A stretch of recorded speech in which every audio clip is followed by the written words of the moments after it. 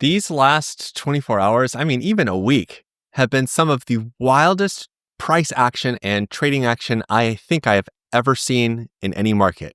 I mean, let's be honest. A week ago, we started all this nonsense, seeing Bitcoin shoot all the way up here to 88K, only to lose it all, fall down 10%, and in one day gets back almost all of the losses, or rather the gains that it lost. Like, this is the most insane price action, and I think the big question that a lot of people have is the price action over? Is the volatility over? Are we okay now? Can things finally go up now? And worse, are we going to do a repeat of what happened back on March 2nd? I have a lot of thoughts and a lot of opinions, and hopefully this isn't going to be a long video, but as you probably have told by now, I don't use a teleprompter. I don't even have notes. I'm just kind of flying by the seat of my magic carpet. And I think that's the best way to do things. I think it's most interesting. The main thing I want to talk about first is the global TradFi reaction to Trump's decision to pause the tariffs. And I know it has a lot of people frustrated, confused, upset. Some people are actually happy. I think the market is speaking for all of us when I think that the market is extremely happy. But before I get into any of that, I want to make sure that you guys... Black screen. Okay, no, it's fine. I thought I synced it all up, but this is what makes these videos fun, right? And no, I'm going to keep going. Are you kidding? We're definitely going to keep going. You're watching the Coin Bureau Trading channel. My name is Aaron Dishner from The Better Traders, and I love to have fun, as you guys have obviously pointed out, which is good. Hopefully you like to have fun too. You need to have a very light heart when you are trading crypto, because this is the most brutal market I've ever seen in my entire life. First things first, Trump paused tariffs for 90 days. With countries that have agreed to negotiate. That excludes China. And then he decided to slap on another whatever percent tariff on China. So China's left out in the dust while the rest of the market is picking up. The S&P futures, I didn't have the chart ready for you, but I need to show you this. This says it all. The S&P futures pumped 10% after this news. Literally insane price action. The NASDAQ closed up 12%, Dow Jones closed up 7%, NVIDIA closed up 18%, Tesla up 22%. More importantly, though, this is the biggest signal that you could possibly pay attention to if you're a TradFi guy or gal. And that is the volatility index of the S&P 500. You've heard me talk about this a little bit. If you follow my updates, whether it's on the Coin Bureau Discord server, the link to join that, by the way, is in the description below, or it's on X or whatever, this is the chart to focus on. We were literally a hair's breadth away from repeating the March 2020 crash. No, it's not the same thing. Pandemic is different from financial collapse, but we were on the verge of a collapse, major collapse. On Monday, the VIX opened at 60.13, which is an insane level. But more important than that, we usually will see spikes of volatility. That's how the VIX works. It's 100% normal. We have this rejection zone that has been pretty good between 20 to about 30. There will be moments, though, of extreme volatility and fear where we see the VIX pump out of nowhere, seemingly so, but it sets it up. This is on August 5th. This is when the Nikkei crashed, the equivalent of like the Japanese S&P, right? We saw it shoot all the way up to 65.73. But what's more important than that, we saw RSI peak here at 91.65. Look at the number right there, 91.65. We also had another crash, quote unquote, or rather an increase, sharp one-day increase of the VIX of 73% back on December the 18th. Do you guys remember this? There's a little bit of a shake in the market, but we saw, again, RSI up to 92.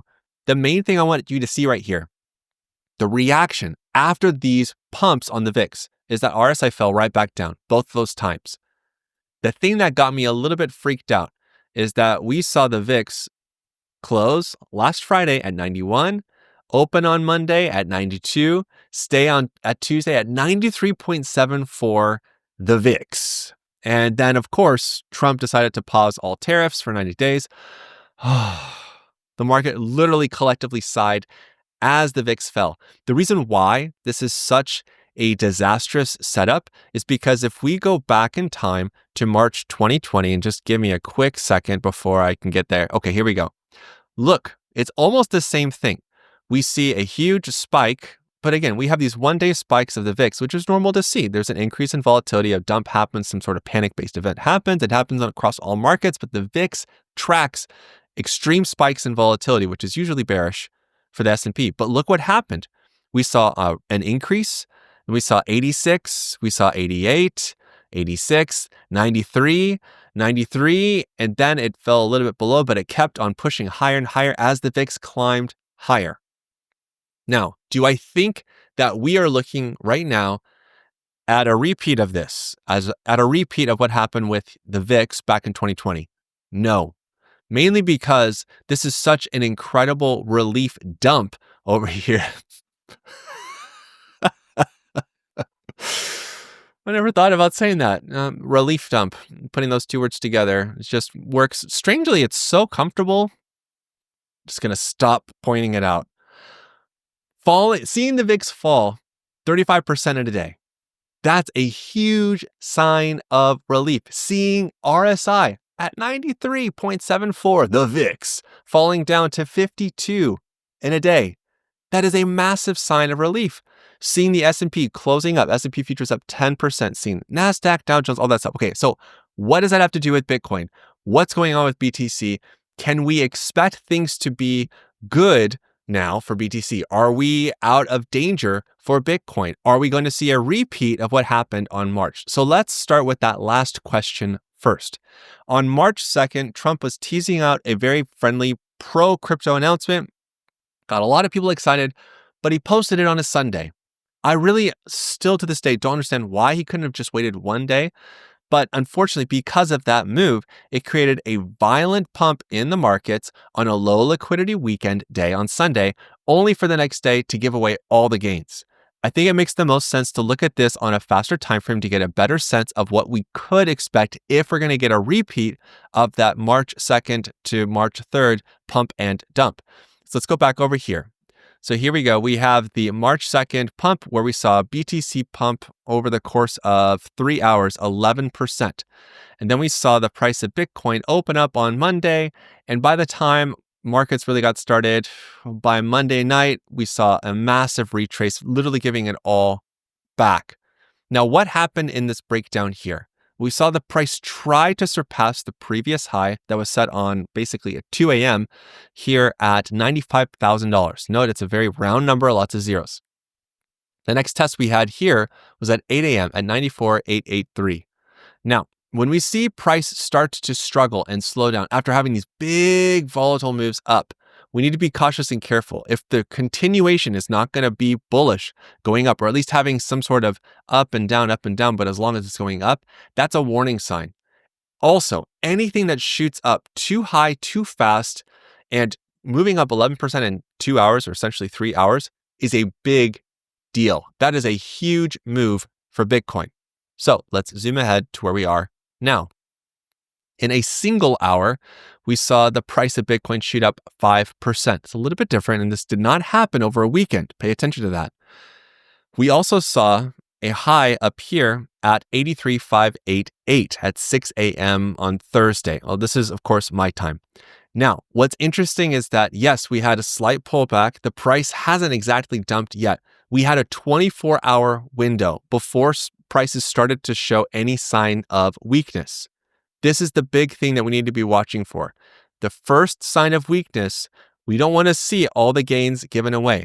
But I am fairly certain that many market participants that were burned by the pump and dump on the 2nd to the 3rd are probably extremely cautious and careful right now. If you've been watching my videos on Coin Bureau Trading, if you watched live streams I've had with people, even if you watched videos on my channel, I have not changed anything I've said. This is not the bullish recovery that's going to start everything. We don't know.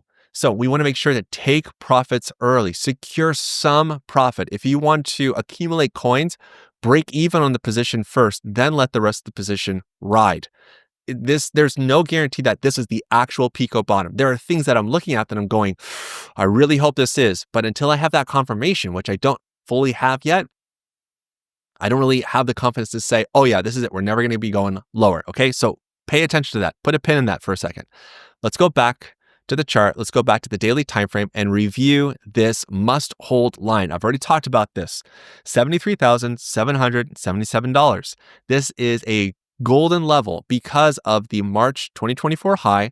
We had a test right here in late October before the price of Bitcoin rallied up higher. Now, looking at our current day, on Monday, there was a fair bit of volatility, which ended up creating a lot of volume, which is a good thing. I know some people think that volume is really boring or it doesn't really matter. Volume is so important, especially when it comes to starting trends, showing when trends are changing. Now, let me just make this as simple as I possibly can.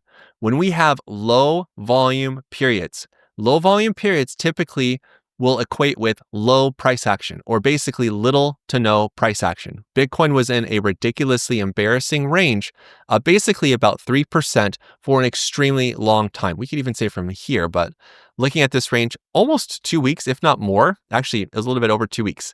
What typically happens in low volume, low volatility moments like this is there's going to be an explosive outcome. This is very similar. It's like a sped up version of what happened back in 2018 in November, where the price of Bitcoin was dancing on 6K. It got really, really, really tight until finally, the guillotine came down, chopped off the head, and the head tumbled and going all the way down. That wasn't English, but you get the idea. Bitcoin crashed. Whenever we have periods of low volume, low volatility, it is bearish, just so you know. Now, when we see price action start to tumble and volume complementing that. Yes, we had a nice little whipsaw right here. On the second it pumped up, people were like, okay, that's it. That's over. No, not quite. Now, one thing that's interesting that we can also learn about volume is this has been a very bearish downtrend for quite a while, even though there's been bumps and, kind of moving up.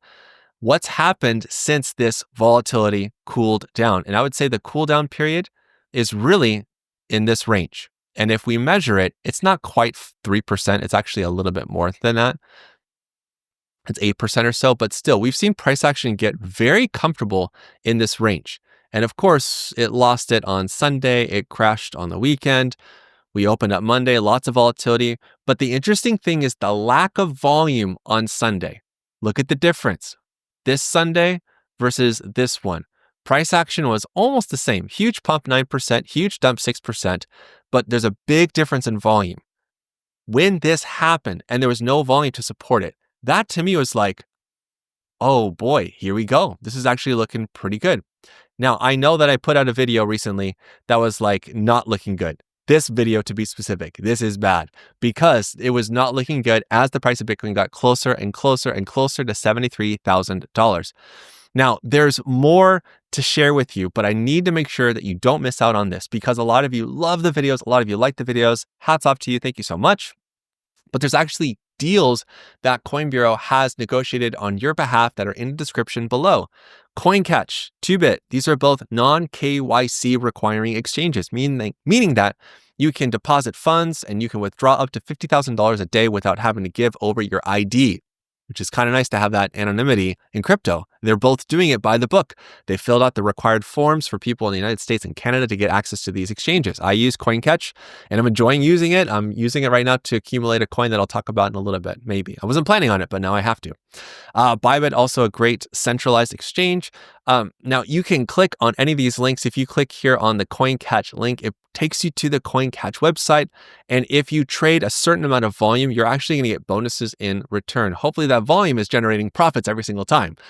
But the best thing about this is that when you sign up with our specific links, you're actually going to get more than just signing up to their website. So make sure to click our links that are here in the description. There are actually more deals here on the deals page at the Coin Bureau website. If you go here, click on deals, there's lots of stuff. You can join the Coin Bureau Club. I mentioned the Discord server. This is where you join it. There's a lot of amazing insight and alpha that's shared there all the time by Guy, Nick, and Dan, and more. There's also other exchanges like Binance you can sign up. Plus, you can sign up to the Better Traders courses. You can actually get a 10% discount on our intermediate crypto course, the 15 Minutes to Financial Freedom course. Super long title. No, it's not 15 minutes long. Comes with coaching, comes with a lot of great stuff. If you click the Buy Now button, you're going to be taken over to the Better Traders website where you can sign up and automatically get your 10% discount. Now, the reason why I share all that stuff is because this time, right in here, even today, This is the best time to be a trader. It's difficult to be a hodler right now. Well, I know a lot of you agree with me on that. This is a great time to be trading crypto. There's a lot of great coins that are worth trading right now, whether it's going up or down. So, looking back at volume, when I saw Monday's volume spike, knowing that it did fall and it was dangerously close to 73,777, it did not come close enough to really technically test it. And a test, I like to see it get super duper close or touch the line. I was worried that it was going to pierce. A pierce would be extremely weak, a very bad sign. We didn't see that happen. Yesterday, because Trump decided to pause all tariffs for 90 days, another massive, massive volume day. Think about what I said before. When we have little to no price action, there's typically no volume. And as soon as we have a push in one direction, we're going to see an increase in what? Price action, volatility, and the volatility will lead to an increase in volume. Eventually, that trend will start to get quiet and start to get really, really bored and do nothing. And what will happen to volume? Volume will decrease, it will diminish, and it will fall, just like this yellow line is falling, until we get some sort of confirmation or sign that we could be switching directions. Now that we're seeing these two huge volume days on Binance's BTC USDT chart, seeing the price of Bitcoin close up over 8%, more notably, closing right up to the daily TBO fast line, not closing below 73,777, I actually believe that it is less likely for BTC to retrace fully like it did back here. Because what's Trump going to do now? Like, what's the worst that he could say now? Please, God, don't just make him like lose his voice. Please, no. But seriously, he can't really go against him saying, I guess he could. He's the president. He can do whatever he wants. But it would be very odd if President Trump decided, oh, I'm going to go ahead and put the tariffs back on. Forget the 90-day thing. That would crash markets for sure. But it seems to me like he's going to stick to that. I don't see any reason why the market should give back all the gains it got, especially because we know that the stock market is picking back up, global markets are picking back up. Bitcoin moving up 8% in a day with tons of volume to support the move is a bullish sign. The fact that we're looking at price right now and it isn't dumping as well is pretty amazing. Now, the main thing is that if price action does move down, I don't expect it to go here to 73,777 because of the huge increase in volume. With that said, the plan has not changed. The plan for BTC is to go up here to about 94K.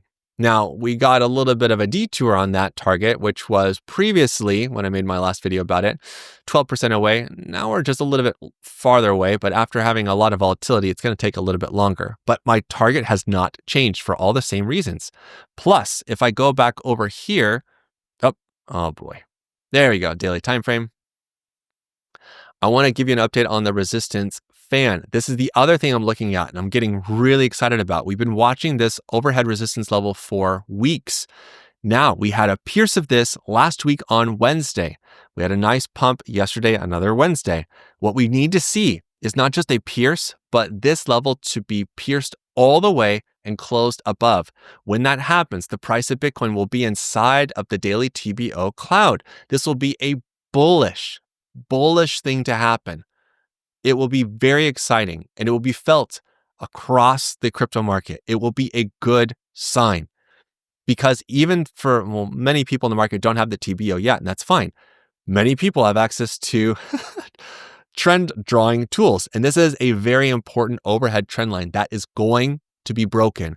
When it does, shorts will get liquidated. When it does, it's going to create a new uptrend and lots of positive energy. And on balance volume is confirming this. I talked about this a lot too in my updates. Now that the blue line is above the white line, now we're seeing this white line, which is just a moving average of on balance volume curling upward like that. And by the way, if you want to copy my settings, feel free to. I just use OBV and an OBV based MA using an SMA length of 21. That's it.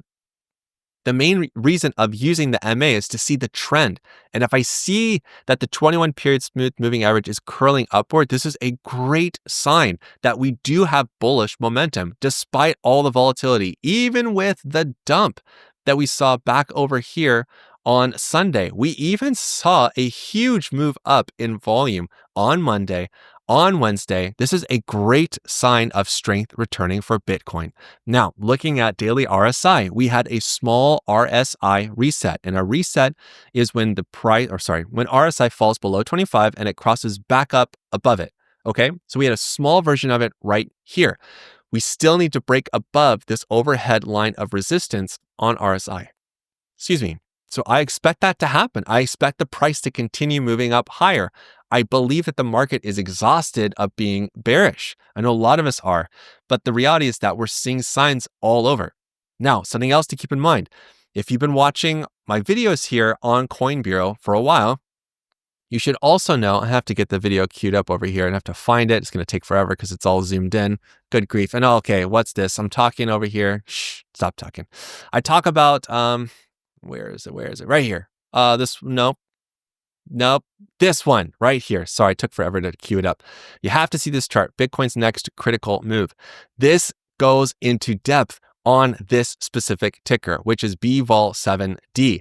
We are finally in the starting area, I guess you could say, of being in the rejection zone, which means when BVOL starts heading down, this means that Bitcoin's volatility should be reducing, not falling. Bitcoin's price shouldn't be falling necessarily, but when we see BVOL70 falling, that means that Bitcoin should be less volatile, which means that we should see an increase in others. Now, I know things look red today, but that's because we just saw a massive move. Look at stablecoin dominance, for example. We saw stablecoin dominance starting to push back above this first support line so many times. It fell below, went above, fell below again. But yesterday's massive rejection is great. Now, the next thing is I want to see, and I do expect it to happen, I want to see stablecoin dominance fall inside of the daily TBO cloud. Ideally, fall down a lot more. It's going to take so much more time for it to really fall down, but I want to see it fall and close in here. Why? Because that is a signal of bearish consolidation, which is an excellent thing to happen. When stablecoin dominance is going to be bearishly consolidating, that means it's going to be chugging sideways and slowly grinding lower. And when stablecoin dominance is falling, that means that crypto markets are pumping, they're flying. Now, I want to focus on a couple of these charts, and I will talk about the coin that I've been quietly accumulating on CoinCatch for all of you that have remembered that little bit of a morsel. All right, so has my stance on Ethereum changed? Am I bullish on Ethereum? Nope, we can move on. No, I'm serious. Ethereum still looks like garbage. It is a steaming pile of garbage. The only thing that Ethereum really can do to change is to close its little CME gap at 1763. But still, that's only a move up of like 8%. But this chart has suffered so much. The fact that it is oversold on weekly RSI, this is an extremely bearish signal. The fact that it put in a lower low, this is a terrible chart. Nothing is bullish about Ethereum. And yes, I fully regret making a video where I said, I can't believe I'm buying Ethereum. And you know what? I still can't believe I bought Ethereum. This video right here, feel free to watch it. Feel free to laugh because it was a bad call. I make bad calls. I make some good ones and I make some bad calls. Now, what will change my stance on Ethereum? The main thing that will change my stance on Ethereum is for the price to go up. Are you serious? You really don't know what I'm looking for? I'm waiting actually specifically for one of these orange dots, to be 100% honest with you. This is a TBO close short. Ideally, lots of these guys. When we get lots of those guys, I get even more excited. I'm not seeing any of them. In fact, the last one that was printed on the chart was back here in September 2023. It's a really bearish chart. Does it have hope? Yeah, anything could come back. But is it strong bearish on all counts? Oh yeah, it's a steaming pile of steaming pileness. What did I say? A sigh, a dump of relief. It's fully relieved. It is literally emptied out of every sense of relief, and now it is in full-on terribleness. Okay, let's talk about a couple of the charts. XRP. This one broke my must-watch level, which made me extremely nervous on Monday for XRP holders. The price did not close below it, and it pierced it again yesterday. It pumped 14%. Now, the main thing I'm concerned about here is that if there is any sort of a retrace right now, this exposes XRP to a major liquidity vacuum to the downside. What am I talking about? I'm talking about this meteoric rise of 220% up to this level. This is a vacuum, you guys. You do not want to have the price close below 1.7711 because if XRP does, it's going to be sucked down lower and lower and lower, and it's done. It's a cooked chart. On the daily time frame, it looks extremely weak. We've seen on-balance volumes, moving average looking really weak. We're not seeing this nice strong uptrend anymore. On the weekly time frame, it printed a TBO close long on the weekly, which means we have a short-term target of 215, but we even had a weekly TBT bearish divergence signal. These are both really bad signals. And I know it's like you don't want to hear that, but this is what I'm seeing. Could it go up higher? It could. But look at the massive drop off in volume. Look at this momentum and the trajectory of all the volume you saw, and then absolutely just falling off a cliff. Yes, it's slowly coming back, but guys, until the volume is exceeding this yellow moving average right here, which is currently at 5.8 billion here on, I believe, Binance, which has the most trading volume for XRP, until we see weekly volume wildly outperforming this, XRP is in a lot of trouble right now. It has shown an extreme sign of weakness, basically doing what I don't want Bitcoin to do. You get what I'm saying? It's a bad sign. It's below the daily TBO cloud. It's very, very, very weak. Solana, okay, XRP, just so you know, how it looks right now is like how Solana looked back over here when it started to show these signs and start to get a little bit weak and like losing these really, really important values, these levels rather. And we thought, okay, no, all right, it's down just like 13%. It's not that bad. And then it fell down in total 30%. Oh, it's not that bad. It's only, you start rationalizing the dumps where it's like, no, this is bad. So we're seeing some really bad signs. Now, Solana, is there hope? I do think that Solana is going to make a comeback. I believe that Solana is the one that is the most primed because it has fallen the most from its high up here at 295 all the way down here to its low on Monday, down 67%. Again, started buying Solana way too early, but I still hold onto the same belief and conviction that Solana will make a comeback. It was so hated during this period. That hate has now slowly reversed. We're seeing on-balance volume slowly start to increase. This moving average right here going up despite the blue line going below it. This is a great sign. Now we need to see the price actually pick up and close above this overhead white resistance level. And it only kind of barely did it right here and fell below it. It's been a level of contention for a while. It closed above yesterday. Today, it's kind of above for now. It needs to stay above here. And like Bitcoin, it needs to go here. Go home, go inside the cloud, because that turns into bullish consolidation, which is a very good thing to happen. Fartcoin, I talked about this in a video recently. I talked about I don't have the video queued up, but I made a video about the most hated rally, and that would be the meme coin rally. And I made that video 2 weeks ago, according to YouTube. So it's somewhere like around here. After Fartcoin had already moved up to like 53 cents, and now it's up 38 cents.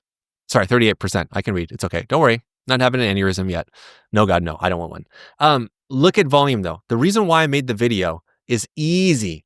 When we see volume outperforming the yellow moving average, and look, when the moving average starts curling up like this, we can see that volume is strong, even if there are down days, even if there are dips in this, but we see volume continuing to outperform the moving average. This is a strong trend. I don't care if the price is falling down, because eventually it's going to pop higher and higher. Yesterday, it saw a massive inflow of 1.5 billion on Bybit's perpetuals market. And again, you can sign up and save for Bybit, the link down in the description below. Yesterday, it pumped 49, actually closed 49%. This is an insane chart for trading. Absolutely crazy bonkers for trading. There are still so many good opportunities for trading. And again, like I said at the beginning of the video, make sure that you're realizing profits quickly. Do not get complacent thinking I bought the Pico bottom. There's no way it can fall lower. I found the ultimate entry. Don't do it. Just take a little bit of profit on any little bounce you get. Did you guys not learn anything from the bull rally we saw in November and December 2024? Did you not learn anything from October 2023 to March 2024? Yes, markets can continue to go up higher and higher and higher, but realize some profits on the way up, guys. Now, again, I want to draw your attention to the link down below to sign up for CoinCatch, because on CoinCatch, I have been silently and quietly accumulating a whole lot of Link. Now, why Link? You know what? Sometimes we have these irrational ideas and we think this is such a great idea. I think this is going to be the one. I think this is going to be a great chart. Now, Link right now has no apparent bullish signs whatsoever. The only thing that looks good right now is the fact that Link had a bullish close yesterday. On the week, it's only up 10%. It's extremely detached from the TBO line. RSI is not bullishly pumping. Volume is not soaring higher and higher. That time is already passed. So why am I buying Link here? I'm buying Link here because I'm starting to preemptively enter before the price gets any lower. When I saw this dip on Monday, this was a really nice sign to me, and I would love to buy more Link down here below $10. I don't know if we're actually going to get that. But the reality is that Link has fallen far from grace, and I'm paying attention to what's happening with the Link protocol, with what they're doing. Now, this is my personal decision. I've been buying little bits all the way down, been buying and buying and buying. I'll continue to buy because I believe that Link should perform well. It does have to move up a whole lot higher, and there's still this overhead level of resistance right here, this white level. $20 would be a great target short term for Link. Now, there are lots of others that I've been sharing as well in my updates on X, in the Discord server. I mean, talk about amazing. If you guys watched my analysis about S, which used to be Phantom, and again, I hate the fact that we have to clarify that this is Phantom every single time. Can we just all collectively decide it's just S now? Thank you. Now, I said the same thing. I was like, guys, when we see the price, I set this up. I said, when we see an RSI reset, this is a great time to enter. I entered here on the TBO support, and I sold right here at resistance. I started to feel a little bit sorry for myself when the price moved up just a little bit more, another 14%, but I held on to my convictions and the trade, and I'm glad I did because it gave it all away and even more. When the price fell to support, guess what? Same scenario. RSI reset going below 25, then right back above. Did that yesterday. It broke support just a little bit, just like it did back over here. Again, here to here is a nice 19% move. There are so many great opportunities for trading. This is a trader's market right now.